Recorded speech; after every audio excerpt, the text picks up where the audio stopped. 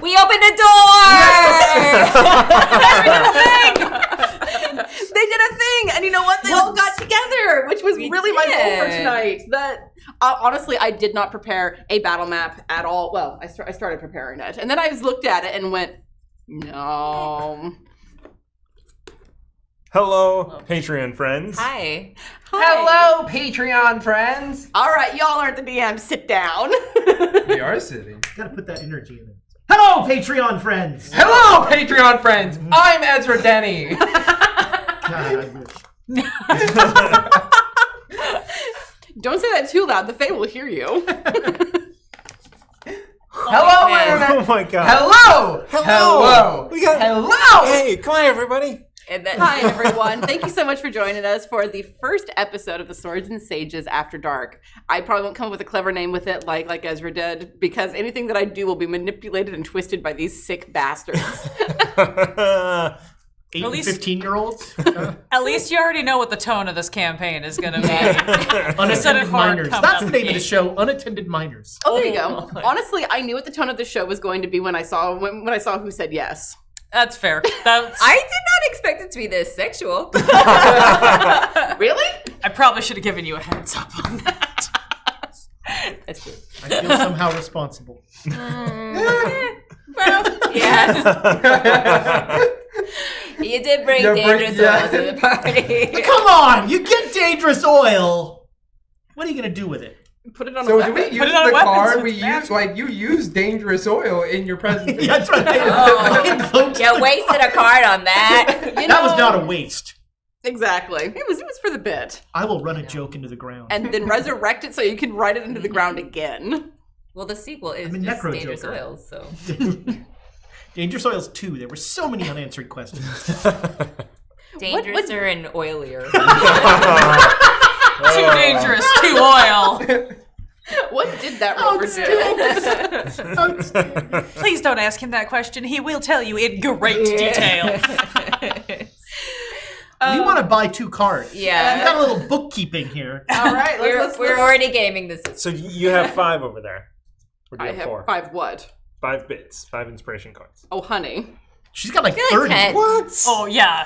What? Did I miss that? Yeah. People like me. People like her more than they like us. Well, no, I think they just don't like us. That might be it. Yeah. No, people just like me. I don't know why. It's because they looked at the table and went, oh, you've got 4 GMs and Laura. We can only give bits to Tiana and Laura. Well, I didn't get any, though. I mean, we'll give you all the There's no cards. time. You're the only one who can use them. Yeah, that's fair. The bits and the cards are communal. That's true. I just want to curve the I bullet. know. Like, if we get a little spin, I just want Yeah. to, like, curve the bullet. I was trying to figure out what you like. When I want to curve the bullet. I mean, what does that mean? Is that a Wanted? euphemism? Cards! Let's buy some cards! It's like one. all right. So the first 2, quick reaction and boosted adrenaline. We already We have, have a a boosted boosted adrenaline. Yeah.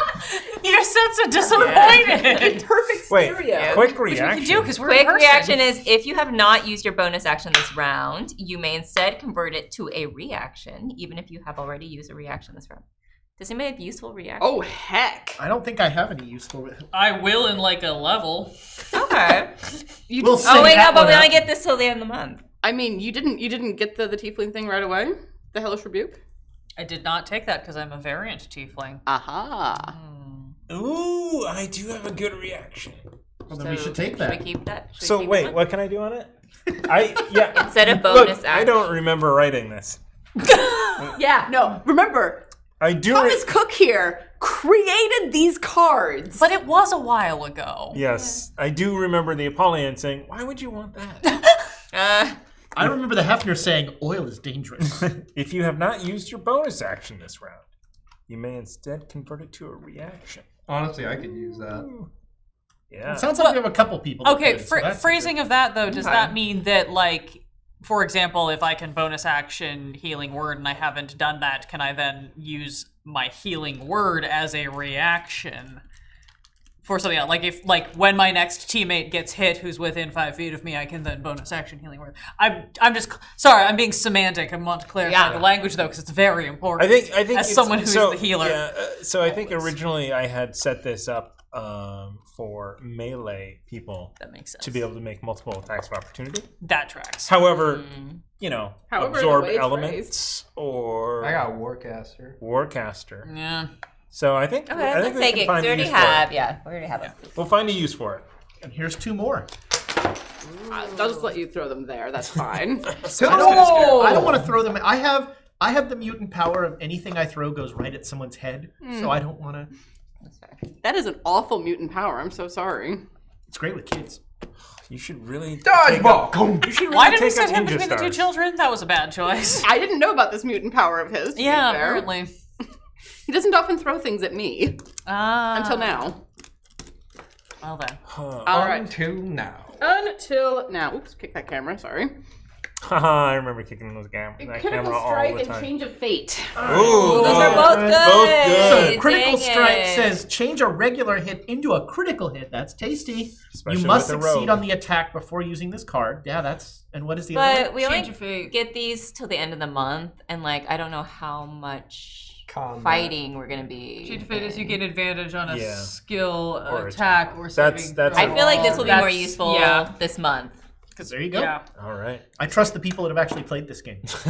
Well, we That's have that's a what? mistake. I We make only up have one more every session rule. in this month, right?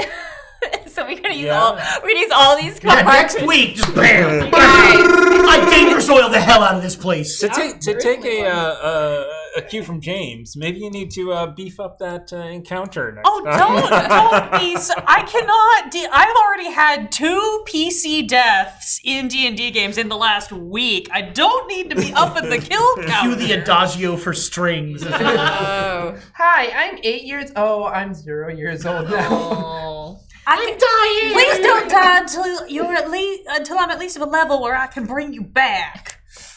Are we gonna waste a diamond on the kid? Darling, we have so many diamonds. What else are we going to use them for?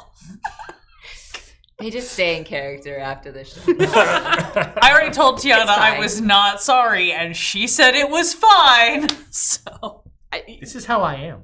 I know. No, I did know what I was getting into, quite frankly, because I was able to choose who I play with, and I said these are the people that I want. Mad person that I am. So, if I may, like as a GM, I noticed when you started, you know, kind of you had a little trouble getting into finding the space and stuff like that. So, like, how'd you bring yourself back? You guys. Yeah. Honestly, that's a lot of what it is. I get so wrapped up in how do I tell the story, and I always forget until I'm reminded that it is us telling the story. So it's helpful to be like, okay, just get to a spot where I can give it to them.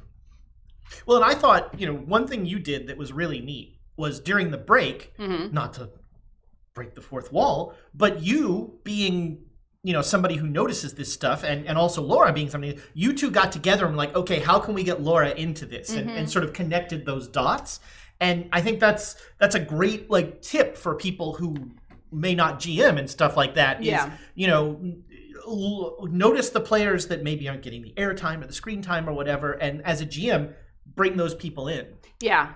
Yeah, I was gonna say, I feel like the first session's also harder for the players because you want to be true to your character, but you also recognize that there's a story that needs to happen. So yeah, definitely in the second half, I was more like, so when I thought of the restricted section, that was like, I needed to give Odila a motivation to actually want to go on this adventure and be with an 8-year-old and a 15-year-old. So like finding those opportunities to just make up something that has a connection. And it worked real well. And I mean, the conceit at the moment that I'm playing with is you do stuff for Candlekeep, Candlekeep do stuff for you, and all of you have reasons to be at Candlekeep. Yeah. So that's the very loosey goosey elevator pitch. Y'all do stuff for Candlekeep, they do stuff for you.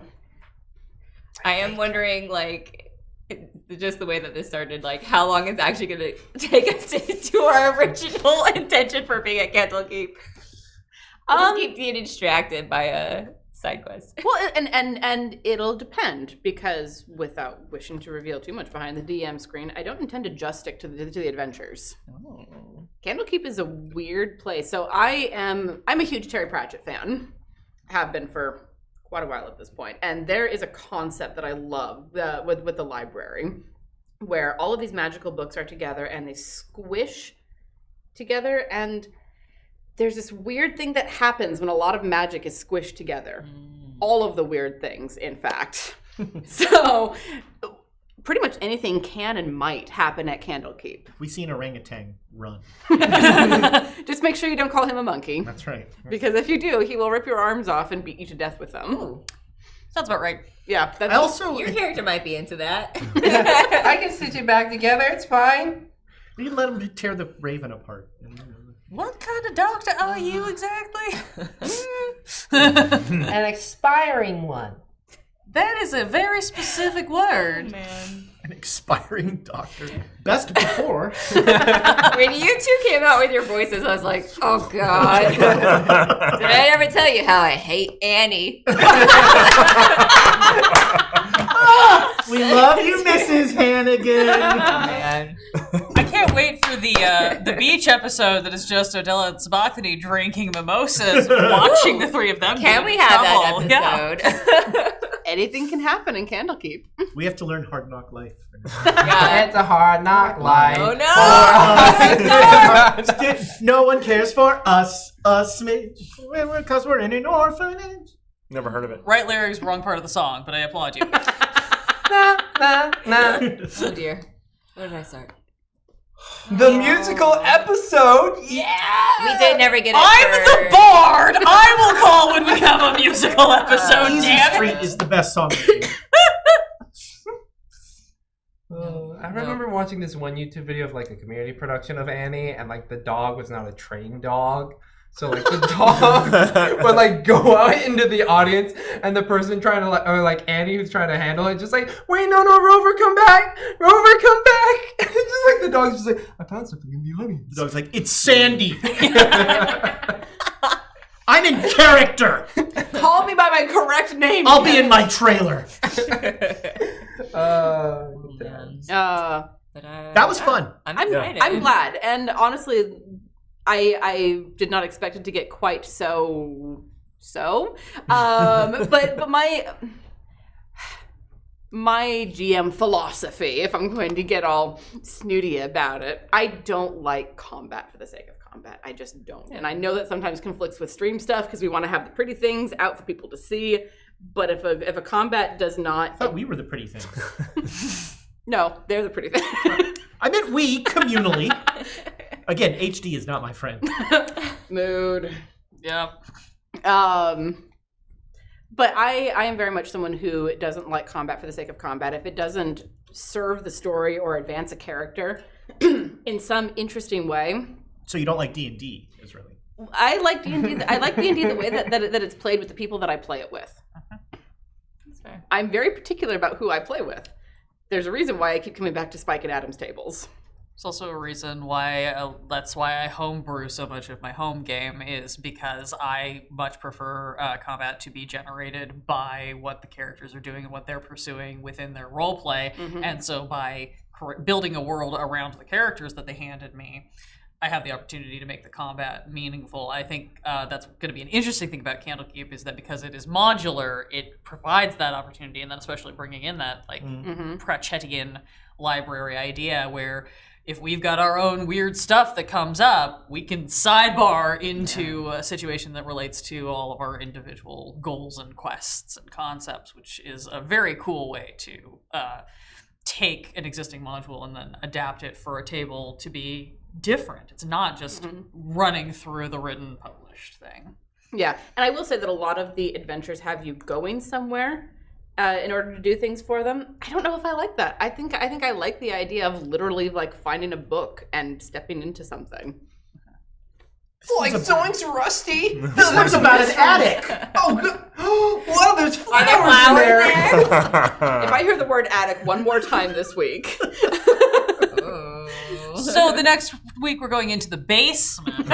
We're going into the not East Tower. The theoretically North Tower. Yeah, theoretically North Tower. That does sound very Pratchett. Yeah. Exactly. And you guys started it, and then I was just like, screw it, we're running with this. Because the thing Running jokes are the beauty of all of this. aren't they just? But the thing I love about Pratchett is that he will take the fantasy tropes to examine societal things. And I love that. I love the idea of playing with the idea of magic. Like, you know, adventurers gather all of this magical gear, but what is that doing to the weave when it's all together like that? What does that do?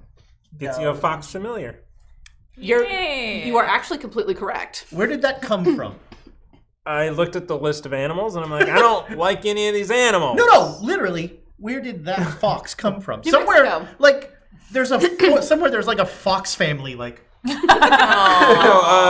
Where did Pedro go? This is Rusty. He's been a mascot around here for almost a year. Yeah, but or more. the Yeah. fox came from somewhere. You did Yes. not create a fox from whole cloth. Yeah, he came from the Feywilds. Well, originally I wanted a mini Australian Shepherd. Like, I want a scene now yeah. of just this poor fox. I like the fox. Like a hand reaching out of nowhere and just grabbing this fox. That's the bag of tricks you're thinking of. We already have that art.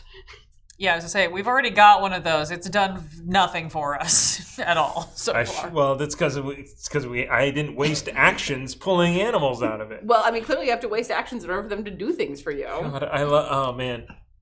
Aaron, would you like to attack 3 times or pull an animal out of a bag? Pull an animal out of a bag. That's our boy. Well, I'm out of spell slots, so if we run into any more combat in that campaign, all you're getting is animals. It's the only thing I can do.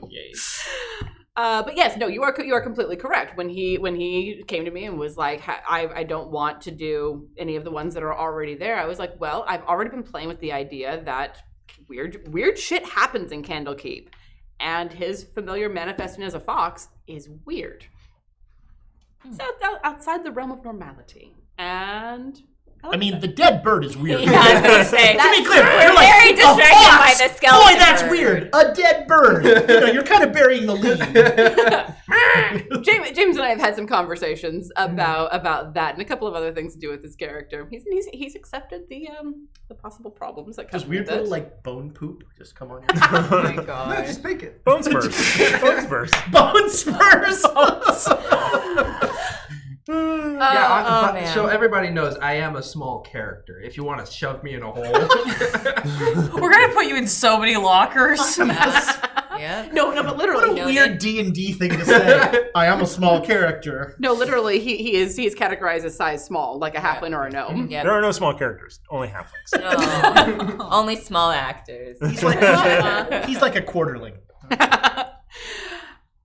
All right, well, thank you so much, patrons. You paid for this crap. And I- thank you for that. Yeah, Yes, appreciate thank it. And I'm going to bet that you enjoyed every minute of it because, oh my God, these mad people. Thank you so much for joining us for this episode of the After Dark for Swords and Sages, and we will see you next week. goodbye, Patreon, Brett. Goodbye, Patreon. Where Brett. do you guys have so much energy from? I know. I was like, that's a hard gummy. Holy shit. How long is that gummy been That's there? a hard gummy. That's a good